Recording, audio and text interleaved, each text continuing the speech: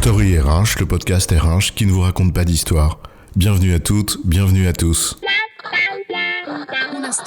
History is made of stories.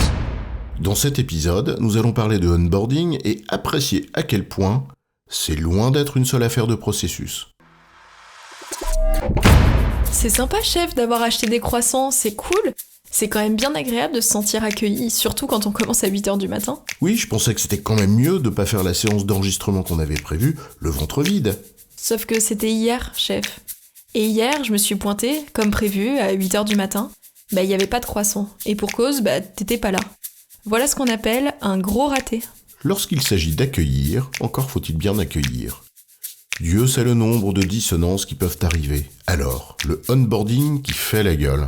C'est quoi l'histoire ? Les mots sont troubles, non ? Combien de personnes traduisent onboarding par intégration ? Pourquoi pas, mais d'un côté, welcome on board, on t'embarque, tu montes à bord, mais on ne t'a pas demandé d'enfiler un t-shirt de marin et de saluer le drapeau, tu es juste accueilli à bord.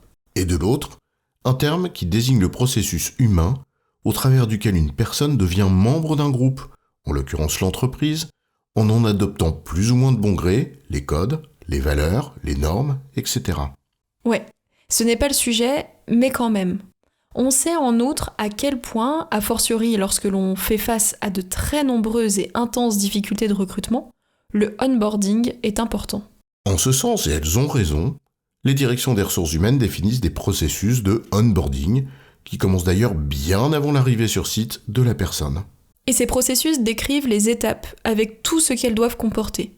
La préparation de ton arrivée, ton package d'accueil tout prêt pour que tu ne galères pas, les petits goodies plutôt sympas et les petites attentions supposées montrer à quel point tu es attendu. Le séminaire d'intégration, le parcours des gens à rencontrer, l'accueil de ton manager, la visite du site, que tu saches quand même où est la cantoche. Bref, on va pas te le décrire ici, c'est désormais commun. Ça relève d'une bonne idée et d'une bonne intention. Évidemment, il faut accueillir celles et ceux qui arrivent. Évidemment, il faut penser l'expérience qui sera la leur du jour où tu leur as dit « Ok, on t'embauche », jusqu'à ce qu'ils se sentent pleinement à l'aise dans leur basket. Ou plutôt d'ailleurs désormais quand eux ont dit « J'accepte de venir chez toi ». Et t'as intérêt à être à la hauteur de la promesse et de pas de me l'avoir joué à l'envers façon maison témoin. Bref, un processus de onboarding complet et chiadé, pensé selon l'expérience qu'elle fait vivre aux intéressés, c'est un peu la base. Sauf que, comme pour tout processus, ça ne se joue pas dans les belles étapes que tu as si bien décrites dans un joli PowerPoint, ni dans la welcome app au demeurant sympa et utile que tu as mis à disposition des gens. Bah ouais, ça se joue aussi dans la manière de faire, dans les comportements des uns des autres, dans l'état d'esprit qui mettent les gens. Et là, comment te dire ? Gare aux dissonances et aux grosses maladresses. On est tenté d'en raconter quelques-unes, ne serait-ce que pour le plaisir. Tiens, la plus grosse. Celle-là, j'y croyais à peine. Cette responsable d'établissement nouvellement embauchée pour en prendre la responsabilité dans une grande entreprise. Et qui pointe sa truffe, mais l'établissement en question était fermé le jour de sa prise de poste. Tu te sens vachement bien attendu là, hein. Genre, t'arrives avec ton baluchon, ton cartable avec ta trousse toute neuve, ton pot de colle qui sent bon l'amande, sourire aux lèvres, à l'idée de te faire des nouveaux copains et de balancer des boulettes de papier sur les profs. Et paf, l'école est fermée. Le pire, c'est que cette personne, elle est quand même restée. Je pense aussi à ce manager tellement affairé, tu comprends, il est important et il gère ses priorités, qu'il ne prend pas la peine d'être là le jour de ton arrivée.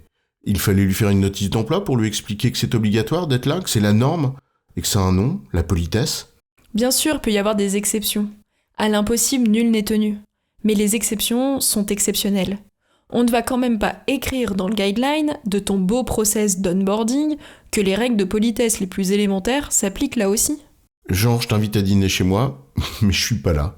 Sérieux. Que te dire de cette équipe où l'on t'accueille mécaniquement, tout le monde faisant une tronche de 4 pieds de long ?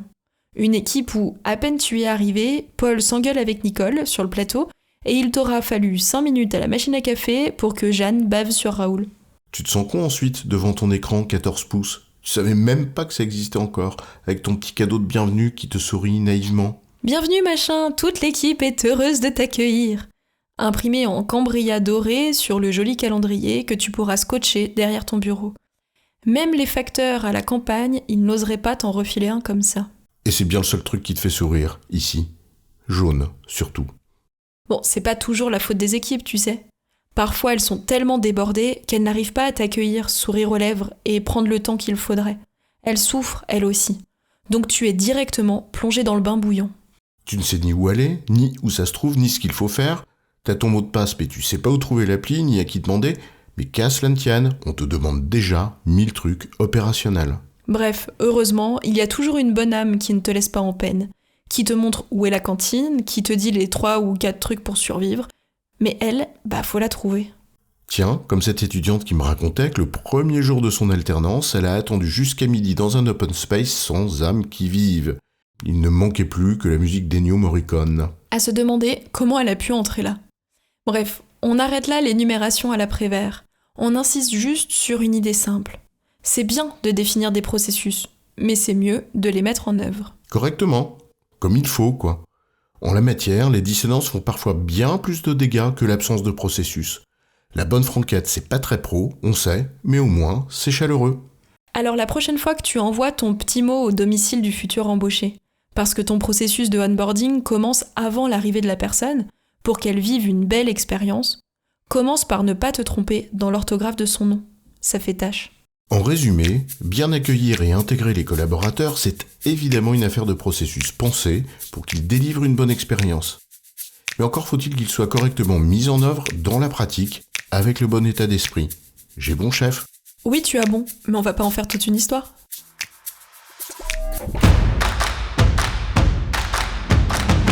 Story RH, le podcast RH qui ne vous raconte pas d'histoire. Retrouvez tous les épisodes sur storyrh.fr.